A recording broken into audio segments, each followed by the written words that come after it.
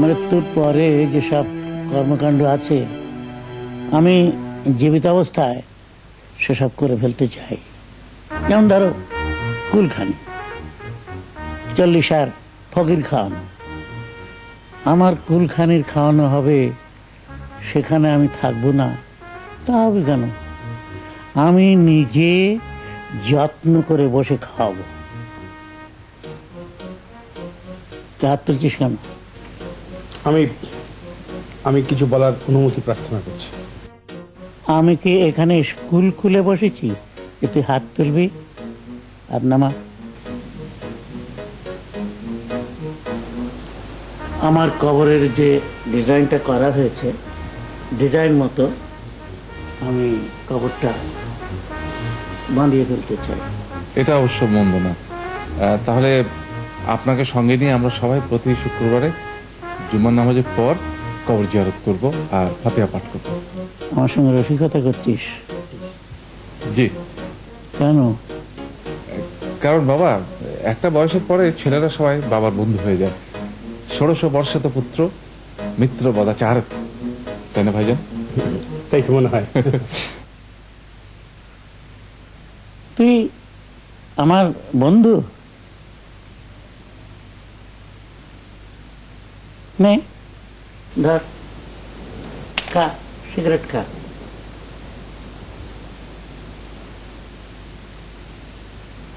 আবার হাত তুলছিস? হাত নামা। আমার যা বলবার বলা হয়েছে, এখন তোরা যেতে পারিস। মিটিং এখানেই শেষ। মতে মতে যে দাদা যান, আসতাছি। আসসালামু আলাইকুম। আসসালামু আলাইকুম।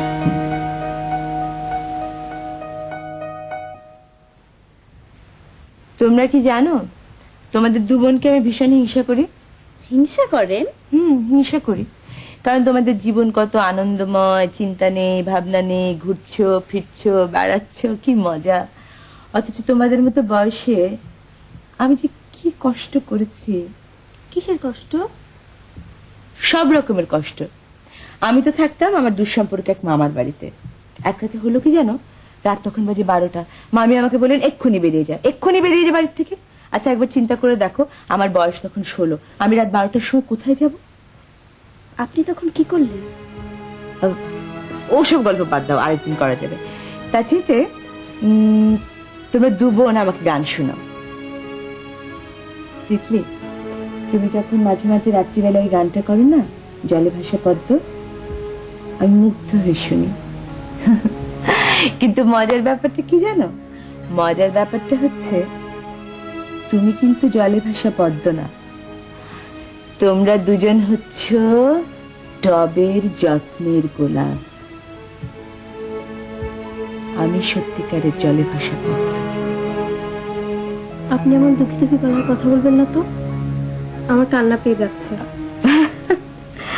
আমি না মাঝে মাঝে গানটা গুনগুন করি। আচ্ছা দেখো তো সুর হয় কিনা। কে যে দেবে পারের কড়ি, কোথায় তারে পাই আমি, কোথায় তারে পাই? ও আমার সহেলি, আমার নাই তো কোথাও কোনো ঠাই। বুকের জ্বালা কোথায় যে জুড়াই, বুকের জ্বালা কোথায় যে জুড়াই। ও আমার সহেলি, আমার নাই তো কোথাও কোনো ঠাই। জলে ভাসা পদ্ম আমি, শুধুই পেলাম ছলনা, শুধুই পেলাম ছলনা। ও আমার সহেলি, আমার নাই তো কোথাও কোনো ঠাই।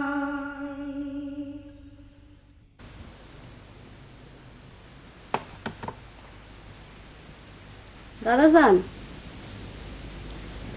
আমার 3 পুত্রকে আবার খবর দাও তো। আসল কথাটাই বলতে ভুলে গেছি।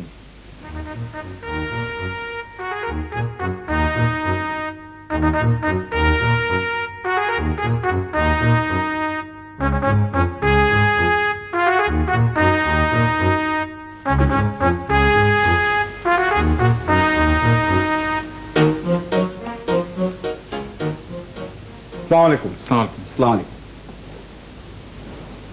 খাবার সময় সালাম দিতে হয় না। শোনো, আমি যে বৃদ্ধ হয়েছি একটা প্রমাণ পেলাম। যে কারণে এই মিটিংটা ডেকেছিলাম সেটা বলতেই ভুলে গেছি।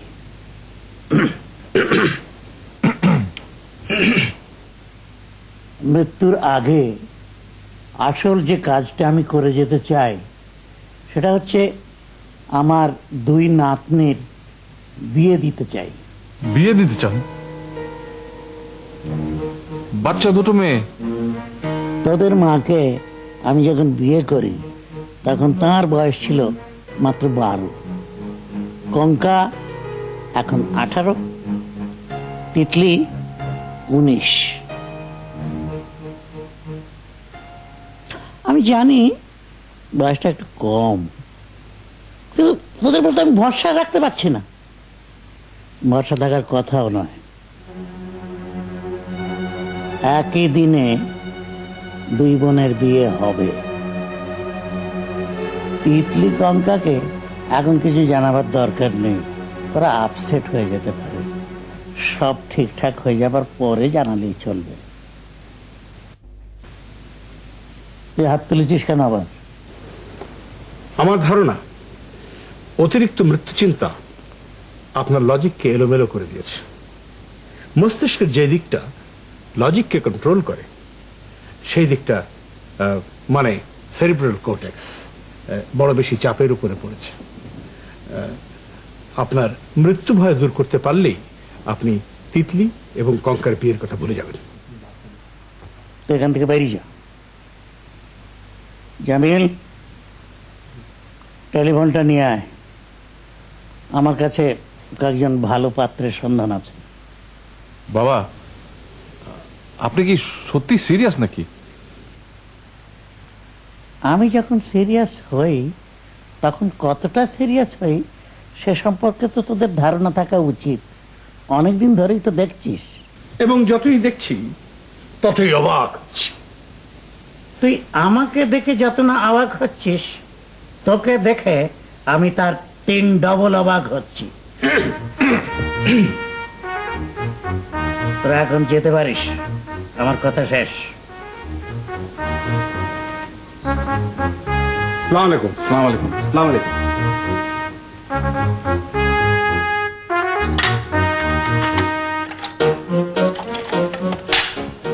একটা ঘটনা বলতেছি, কাউরে বলবো না, খুবই গোপন। 2 আফার বিবাহ, আবার ফেলেট বাংলা।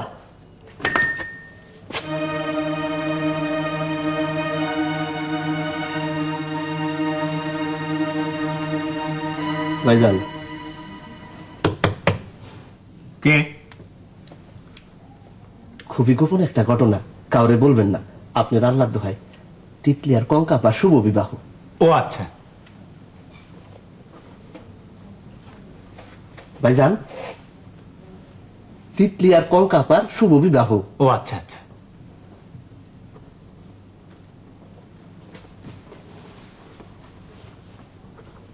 এত বড় একটা ঘটনা, কোনো স্যাদ ব্যাদ নাই। আশ্চর্য। আফারা,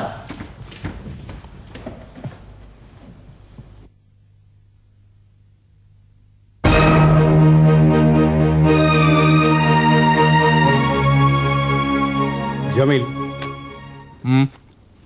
বাবার মৃত্যু চিন্তাটাকে দূর করাই হচ্ছে কি এখন আমাদের প্রধান কাজ। সেটা কিভাবে সম্ভব হবে ভাইজান?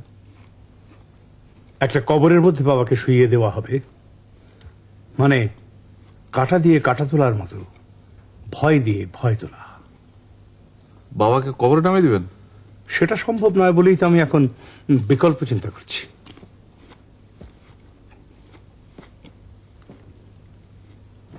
Got it. কি? একটা কফিন নিয়ে আসবো, তার মধ্যে বাবাকে শুইয়ে দিয়ে ডালাটা বন্ধ করে দেব। ভেতরে নিশ্চিদ্র অন্ধকার, একেবারে নিঃশব্দ, বাইরের চরাচরের সাথে কোনো সম্পর্ক নেই। পদ্ধতিটা আমার কাছে খুব সুবিধার মনে হচ্ছে না ভাইজান। সাইকো অ্যানালিসিস তোমার বিষয় নয় বলেই তোমার কাছে খুব সুবিধের মনে হচ্ছে না, but this is the best possible solution, a solution of mind.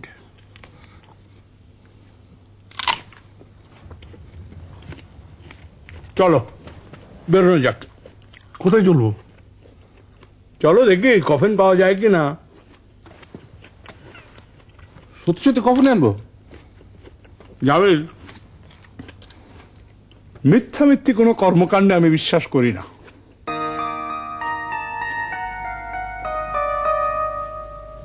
আফা আপনার খুবই একটা গোপন কথা বলতেছি, আপনার আল্লাহ পাকের দোহাই লাগে, কেউ যেন না জানি। ফুলি, আমি কি তোমার কাছে কোনো গোপন কথা শুনতে চেয়েছি? যে না, নিজের কাজ করো ফুলি, অন্যের গোপন কথা শোনার ব্যাপারে আমার বিন্দু মাত্র আগ্রহ নেই। এটা তো আফা ঠিকই, একজনের গোপন কথা আরেকজনের বললে আল্লাহ পাক নারাজ হন। দেন আমি করি। ফুলি, আমি নিজের কাজ নিজে করতে বেশি পছন্দ করি। তিতলি আপা কঙ্কা আপা এই দুইজনের শুভ বিবাহ দাদা জান ঠিক করেছেন, ওনার কথার উপরে তো কোনো কথা নাই। মনের ভুলে বইলা ফেলছি, আর বলবো না। ফুলি, তুই অন্য করে যাও, আফার একটা প্রাইভেট কথা বলবো। আফা, আপনি আল্লাহ পাকের দুখাই লাগে, কেউ যেন না জানে। কঙ্কা আর তিতলি আফার। মতি, তুমি একটা কাজ করো, তুমি একটা মাইক ভাড়া করে রাস্তায় বেরিয়ে পড়ো। একদিন এই দুইজনের শুভ ঢাকা শহরে সবাইকে জানতে হবে না খবরটা? দাদা যান ঠিক করেছেন, তার উপরে তো কোনো কথা থাকতে পারে না। খুবই কফুন, কেউ যেন না জানে।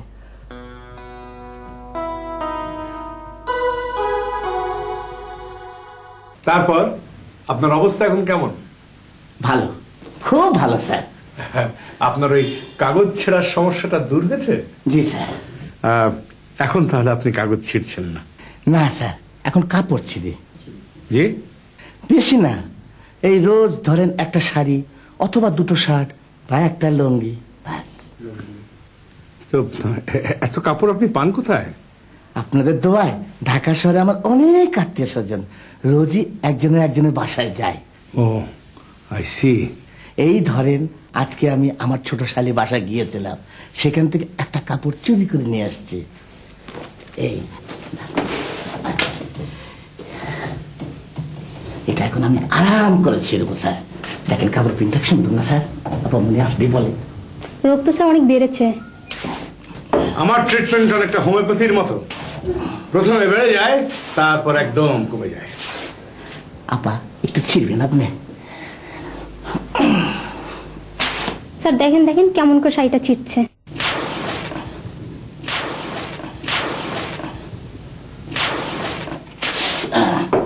ও আমার গড। না স্যার, একটু স্যার হয়ে গেছে। এই দেখেন কত ভালো লাগছে না স্যার?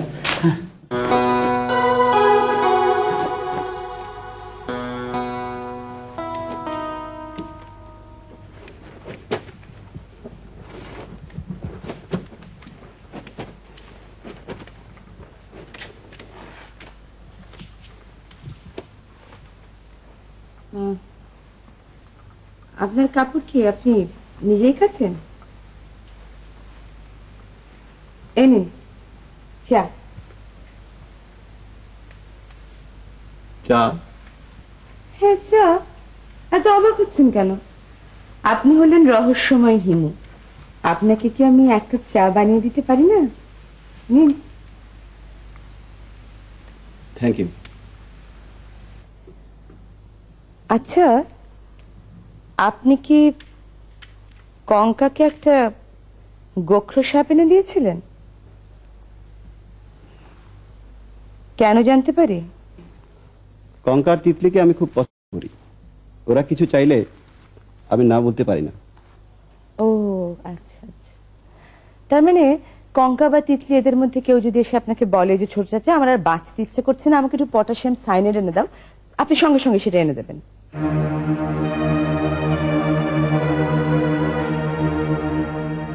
সাপটা এখন কোথায়? আমার ঘরেই আছে, বাক্সের ভিতর। শুনুন, দয়া করে সাপটাকে জঙ্গলে নিয়ে ছেড়ে দিয়ে আসুন। আমি আপনার কাছে হাত জোর করছি, তিতলি আর কঙ্কার ভালোর জন্যই বলছি।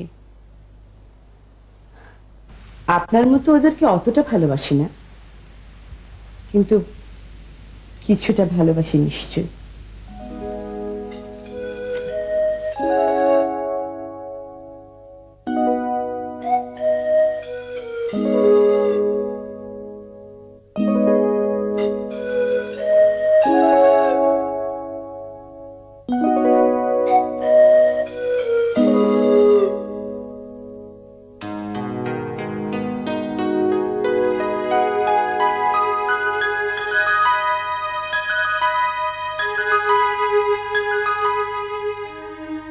চিন্তিত?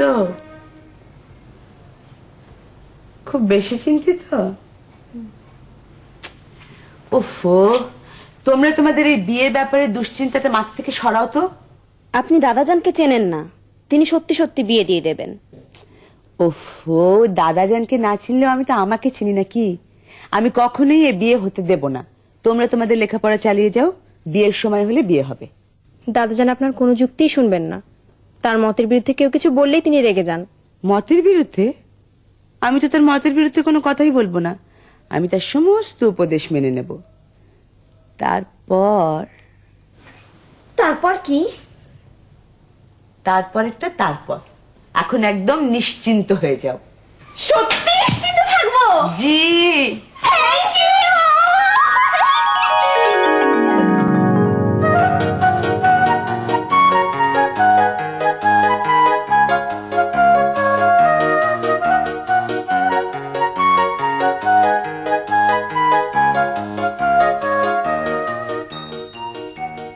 তুমি হয়তো বলবে মেয়ে দুটির বয়স কম, ওরা এখনো লেখাপড়া শেষ করেনি।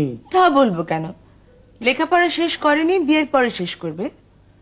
ওদের স্বামীরা ওদেরকে পড়াবে। আর বয়সের কথা বলছেন, বিয়েটা তো অল্প বয়সে হয় ভালো, মানে অল্প বয়সে আবেগ টাবেগ একটু প্রবল থাকে। তুমি আসগর আর জামিলকে ব্যাপারটা বোঝাও তো। ওরা এমন ভাব করছে যেন আমি কোনো একটা ক্রাইম করছি। ছি ছি ছি ছি, আপনি যা করছেন তা হচ্ছে কর্তব্য পালন, ক্রাইম করতে যাবেন কেন? রাবেল খাও। Thank you. Equals to S2 minus S1, di S equals to di QR by T, delta S1 equals to delta SS Anis ভাই, plus delta SR আনিস ভাই। equals to QR by T. আপনি কি জানেন যে আমাদের দুই বোনের বিয়ে হয়ে যাচ্ছে? হ্যাঁ, মতি বলেছে। শুনে আপনার কেমন লাগছে? ভালো লাগছে। একটু মন খারাপ লাগছে না? মন খারাপ লাগবে কেন? বিয়ে একটা আনন্দের ব্যাপার। I am happy. কোথায় যাচ্ছেন? ভোর 4টা থেকে পড়ছি, মাথার ভিতর দপদপ করছে, একটু পানি দিয়ে আসি। Plus QR bar by T equals to 0. Delta S2 equals to delta I am happy.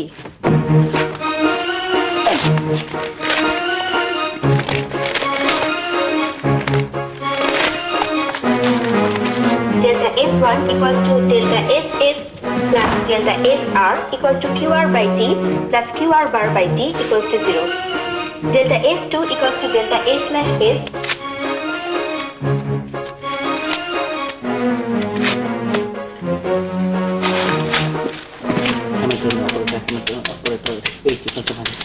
Minus minus minus minus x square divided 8 x square plus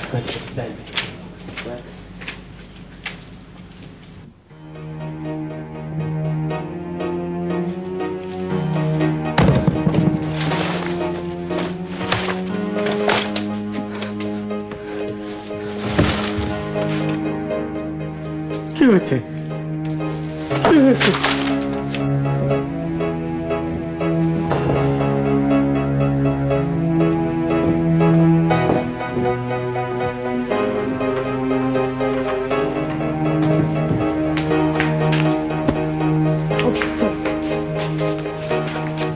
তুমি এরকম উদ্ভ্রান্তের মতো করছো কেন? আমার সব বই খাতা কে যেন সব ছিঁড়ে ফেলেছে। সে কি? কি বলছো? কে ছিড়বে? বুঝতে পারছি না কে ছিড়বে। পরশু আমার টার্ম ফাইনাল। সে কি? হ্যাঁ, তিতলি ভাইয়া আমার বই খাতা সব কে যেন ছিঁড়ে ফেলেছে, মনে হয় দুষ্ট লোক। কি বলছেন এসব? আপনার বই খাতা কে ছিড়বে? কি অদ্ভুত কথা। আরে আনিস, তুমি যাচ্ছ কোথায়? জানি না। আনিস, আনিস,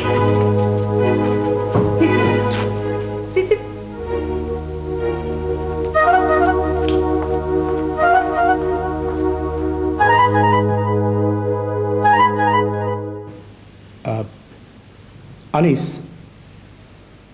কি কি ঘটেছে সব তুমি খুলে আমাকে বলবে, কোনো ডিটেইল বাদ দেবে না। ওই বই ছেড়ার ব্যাপারটা তোমার কাছে যেমন রহস্যময় মনে হচ্ছে, আমার কাছে সেই রকম মনে হচ্ছে না। ভোর 4টা থেকে 1 নাগারে পড়ছিলাম। Very good. তারপর দুপুরের দিকে দেখি মাথা ঝিমঝিম করছে। কুয়াতলা গেলাম মাথায় পানি দিতে। পানি দিয়ে ঘরে এসে দেখি আমার সব বই খাতা কুটি কুটি করে ছেঁড়া। আচ্ছা, মাথায় যখন পানি দিচ্ছিলে তখন কি বিড়বিড়ি করে কথা বলছিলে? জি না, করতেছিল বড় চাচা। শুনি বিড়বিড়ি কি জানি খালি কয়। বই খাতা অন্য কেউ ছেড়েনি, তুমি নিজেই ছেড়েছ। আমি ছেড়েছি? হ্যাঁ, বইটা তুমি নিজে ছেড়েছ, কিন্তু তুমি জানতে পারোনি। এই কাজটা করেছে তোমার অল্টার ইগো। প্রত্যেক মানুষের মধ্যে একটা ডুয়াল পার্সোনালিটি থাকে, সেই ডক্টর জ্যাকিল এন্ড মিস্টার হাইডের চিরন্তন খেলা। আমার বই খাতা আমি ছেড়েছি? Yes young man, you. দিন রাত পড়াশোনা করতে করতে বইপত্রের প্রতি তোমার মনের ভিতরে জন্ম নিয়েছে একটা ডিপ রুটেড বিতৃষ্ণা। তোমার অবচেতন মন সেই বিতৃষ্ণার খবর জানে, কিন্তু সে খবর তোমার চেতন মনের কাছে পৌঁছয়নি। কাজেই তোমার অবচেতন মন বিদ্রোহ করেছে, বই খাতা ছেড়েছে, কিন্তু সে খবর তোমার চেতন মন জানে না। চাচা, আমি কি পাগল হয়ে গেছি? এখনো ঠিক পুরোপুরি হওনি, তবে সেই পথেই এগোচ্ছ। চাচা, ওনার সুচিকিৎসা হবে না? অবশ্যই হবে। তোমার এখন যা দরকার তা হচ্ছে পরিপূর্ণ বিশ্রাম। দিন রাত শুয়ে থাকবে, আজে বাজে কোনো চিন্তা করবে না, এবং আমি একটা অল্টারনেটিভ চিকিৎসার কথা ভাবছি। কি চিকিৎসা? কফিন চিকিৎসা। একটা কফিনের ভেতরে তোমাকে ভরে ডালাটা বাইরে থেকে বন্ধ করে দেওয়া হবে। তোমার মন, অবচেতন মন, যেটা চারদিকে বিক্ষিপ্তভাবে ছড়িয়ে আছে, সেটাকে কেন্দ্রীভূত করা হবে। আশ্চর্য, আমার বই খাতা আমি ছেড়েছি অথচ আমি জানি না। অবাক হও না Anis, human mind is a very complex maze. Maze মানে কি চাচা? মেজ মানে হচ্ছে গোলক ধাঁধা। ডোন্ট ওয়ারি ইয়াং ম্যান, আমি রয়েছি কি জন্যে, সব সমস্যার সমাধান আমি করে দেব। মতি, ওকে নিয়ে গিয়ে শুইয়ে দে। Take care.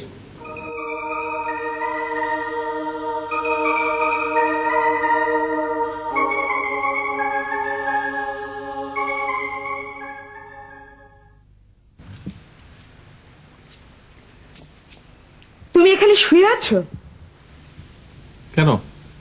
বাংলাদেশ সংবিধানের এমন কোন ধারা আছে যে শুয়ে থাকা যাবে না? একজন তার নিজের বইপত্র নিজেই কুচি কুচি করে ছিঁড়ে এখন বিছানায় গা এলিয়ে দিয়ে পড়ে আছে। বাড়িতে একটা কফিন এসেছে, তোমার দুটো বাচ্চা বাচ্চা মেয়ের বিয়ের কথা হচ্ছে, আর তুমি তুমি এখানে শুয়ে পা নাচাচ্ছ। খুব অস্থির লাগছে। অস্থির লাগাটা কি স্বাভাবিক না? বস। এটা কি দেখছো? একটা বল পেন। এই বল পেনে কালি ফুরিয়ে গেলে আমরা কি করি? ছুঁড়ে ফেলে দিই। One time use. মানে আমাদের জীবনটা মীরা ওয়ান টাইম ইউজ। একবার ব্যবহার হয়ে গেলে ছুঁড়ে ফেলে দাও। এই মূল সত্যটা যখন তুমি উপলব্ধি করবে, আর কোনো অস্থিরতা থাকবে না। তো এই মূল সত্যটা তুমি জেনে গেছো। শোনো, জীবনটা ওয়ান টাইম ইউজ, এ ধরনের চিপ ফিলসফি তুমি আর আমার সাথে কখনো করবে না। আর তোমার এই পা নাচানোটা বন্ধ করো।